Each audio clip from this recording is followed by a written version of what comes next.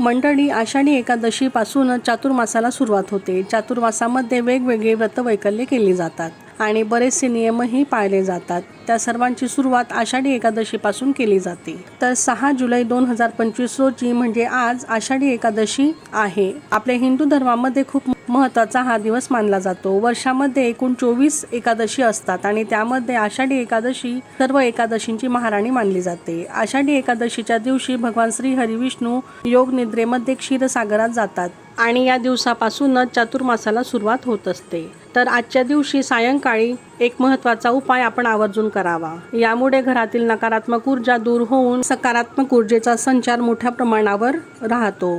त्यासोबतच घरातील वास्तुदोष आणि ग्रहदोष देखील दूर होण्यास मदत होते. तर या दिवशी सायंकाळी 6 ते 7 या वेळेमध्ये घराच्या मुख्य प्रवेशद्वारावर म्हणजेच उंबरठ्यावर दोघं बाजूला गाईच्या तुपाचा दिवा लावावा आणि त्यासोबत भीमसेनी कापूर आणि 2 ते 3 लवंग घेऊन त्या देखील आपण उंबरठ्यावर प्रज्वलित कराव्यात. यामुळे घरातील नकारात्मक ऊर्जा दूर होऊन सकारात्मक ऊर्जेचा संचार मोठ्या प्रमाणावर होतो आणि माता लक्ष्मी आपल्या घराकडे आकर्षित होत असतात. श्री स्वामी समर्थ.